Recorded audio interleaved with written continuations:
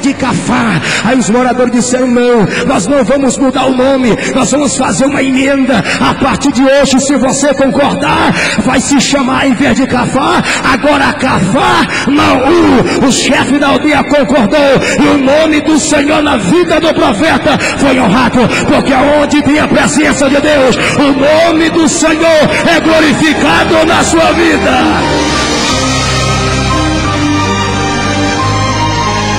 Aonde você passar, aonde o homem de Deus passar, irmão, tenha certeza, porque os moradores disseram assim entre si: nós queremos homenageá-lo simplesmente, não apenas pela sua moralidade, pelo seu caráter santo na pessoa de Deus, simplesmente nós queremos que fique lembrado das histórias de Cafá, da biografia da nossa história, da nossa cidade, quando assim se tornar que um dia habitou e morou o homem que tinha a presença de Deus. E assim foi, assim aconteceu. Olha para cá para você entender alguma coisa. Interessante, irmãos, que devido ao registro bíblico que há em Mateus capítulo 9, versículo 9, devido a esse registro bíblico, alguém acredita que quando estava ali Levi em frente de uma alfândega, que a mesma coisa de prefeitura, estava ali supostamente, não porque era publicano, cobrador de imposto, mas também estava ali simplesmente porque havia perdido uma suposta reeleição para Cafarnaum. Ele foi, Mateus, que é o mesmo Levi, supostamente fora prefeito da cidade de Cafarnaum, um dos seus primeiros prefeitos. Interessante, irmãos, que Jesus passa na frente da prefeitura, veio um homem triste, cabisbaixo, choroso, pois supostamente havia perdido a reeleição. Aí Jesus olha para ele e diz: homem, por que está choroso?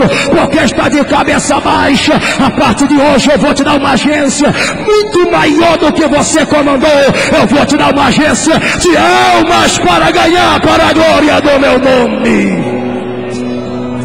Qual é a lição que eu tiro? A lição que eu tiro, que é interessante, que outrora Jesus ele passa em frente do mar da Galileia, da cidade de Cafarnaum, encontra um pescador chamado Simão, que é o mesmo Pedro, estava ali trazendo ali, irmãos, sustento para a sua família, pescando peixe. Jesus olha e vê aquele homem, o melhor pescador de Israel, da Galileia, da cidade de Cafarnaum, olha para ele, vê a sua habilidade e diz: homem, largue esse anzol, largue esta rede. Mas por quê? Porque a partir de hoje eu vou te fazer um grande pescador, mas não de peixe, mas de almas para a glória do meu nome. O que isso tem a ver? Interessante, irmãos, tem tudo a ver. Interessante que o nosso Jesus, ele não faz acepção de pessoas. Outrora ele salva um prefeito, outrora ele salva um pescador, e usa na sua obra. O teu Deus não faz acepção de pessoas. Ele usa alguém que tem uma faculdade elevada, alguém que nunca pisou na escola. Ele salva o pastor, salva a ovelha, salva o professor, salva o aluno, salva o mestre, salva o discípulo. Ele salva o branco, salva o negro. Ele salva qualquer uso na sua obra. Basta alguém que está disposto a ser usado por Deus. O coração adorador Deus está à procura. Quem está disposto a ser usado, levanta a mão, levanta a mão, abre a boca da glória, quem merece. Muitos milagres aconteceram em Cafarnaum. Se você analisar, você vai ver, amados irmãos, que Mateus capítulo 4, versículo 12 diz que depois que Jesus ouviu falar que o seu primo João Batista fora preso, ele deixou a Galileia, passou por Nazaré, e o versículo 13 diz que ele foi habitar em Cafarnaum. Interessante, irmãos, que nesse princípio Jesus estava no princípio do seu ministério. Ele precisava divulgar o seu ministério. Aí uma pergunta que, se você for analisar esse registro, você vai perceber no versículo 13, capítulo 4 de Mateus, que esta Cafarnaum ficava situada nos confins de Zebulon. Certa vez alguém me pergunta e diz: por que Jesus foi para lá? Se ele estava no princípio do seu ministério, por que ele não foi para Jerusalém, que afinal de contas, na época era a capital de Israel? Ele não foi para Samaria, para a Judeia, ele foi justamente para um lugar situado nos confins de Zebulon. Por quê? Eu disse simplesmente, irmãos, porque a mesma passagem diz que esta localidade era situada à beira-mar, ou seja, irmão, era um porto marítimo, exportações do mundo paravam em Cafarnaum, e Jesus tinha uma visão dimensional, interdimensional, ele tinha uma visão global. A salvação não era apenas para Israel, era universal. Ele queria usar qualquer um que estivesse disposto a pagar o preço. E ele sabia que qualquer coisa que ele fizesse em Cafarnaum, não apenas Israel tomaria conhecimento do seu ministério, como também o mundo tomaria conhecimento de que para que Cristo veio à terra. Jesus, ele conhece e sabe todas as coisas. Jesus, ele sonda o coração, ele vê. É bem verdade que o homem, ele vê, lembra do seu passado com imagens turvas, não lembra com detalhes, mas Deus não, Cristo não. Ele olha para o teu futuro, para o nosso futuro, com mais clareza do que o homem vê o seu próprio passado. Ele conhece tudo. Não questione o teu Deus. Não importa onde você nasceu, a cidade que você cresceu, importa se o teu coração está disposto a ser usado e tocado por Deus. Só quem está disposto vai levantando a mão. Vai levantando a mão, abre a sua boca, irmão. Dê glória a quem você merece. Se você acha que ele merece a tua adoração, abre a boca e dá glória. Quem é batizado, fala na língua que você é batizado. Se não é batizado, abre a boca e dá glória.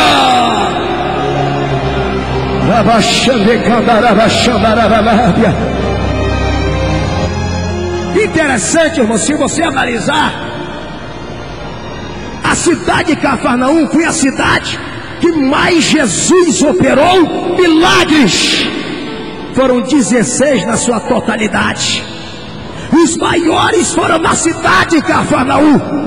Eu poderia passar uma noite citando esses 16 milagres, mas deixa eu abreviar aqui e dizer para você lembrar. Por exemplo, se você analisar, abrir a Bíblia em Mateus no capítulo de número 14, se você analisar o versículo número 13, você vai ver que certa vez Jesus está ensinando a sua palavra a uma multidão de pessoas que estavam ouvindo a sua palavra, quase 5.000 homens, fora mulheres e fora as crianças. E a Bíblia diz, irmãos, que vai aparecendo o dia da manhã, vai chegando a tarde desaparece, vai chegando a noite, aí de repente alguém diz: Jesus, o comércio é muito longe de Cafarnaum, nós não temos alimento suficiente para esta multidão, despede logo esta multidão antes que a noite chegue. Jesus disse: não, eu não posso despedir-te, povo com fome, porque quem anda comigo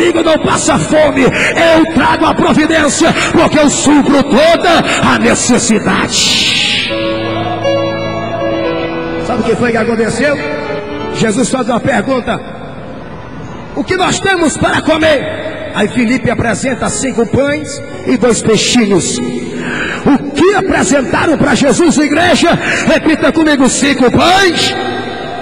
Mais forte: 5 pães, 2 peixinhos. Aí Jesus vê e diz: é suficiente para alimentar toda esta multidão. Filipe ouve aquilo da boca de Jesus. Eu imagino dizendo: Jesus, não é 5.000 pães, nem 2.000 peixinhos, é 5 pães e 2 peixinhos, e nós somos só de homens quase 5.000, fora as mulheres e fora as crianças. Não dá, Jesus. Eu imagino Jesus dizendo: é verdade, para mim, para todos que quiserem, mas para mim, para você não pode, mas eu posso fazer tudo, porque eu sou o Deus do ouro e da prata. Eu trago a bênção da multiplicação.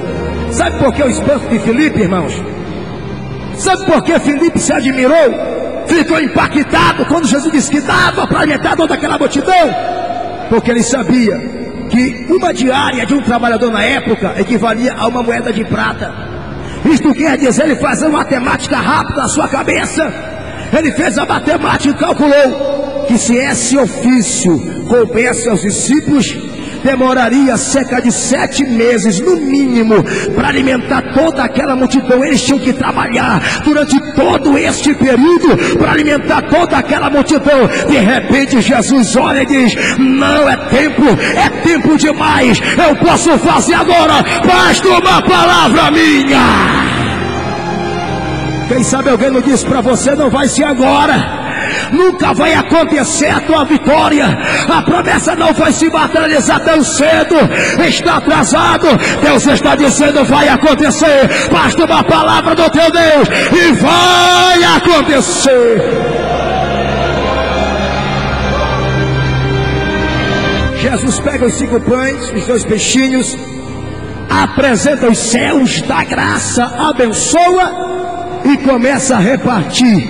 Aí eu imagino naquele momento Jesus, irmão, tira um pedaço do pão, o pão incha, tira outro pedaço, o pão vai multiplicando, tira outro pedaço, o pão multiplica, tira outro pedaço, o pão multiplica. A mesma coisa acontece com o peixe. De repente a Bíblia diz que toda aquela multidão foi alimentada e ainda sobraram 12 cestos, e o nome de Jesus foi exaltado, exaltado, exaltado. Só quem acredita, levanta a mão mais uma vez, abre a boca e dê glória, que merece toda a honra. Olha para o irmão que está ao seu lado e diga assim para ele: o milagre é muito maior do que você imagina. Diga para ele: vai. O milagre é muito maior do que você imagina.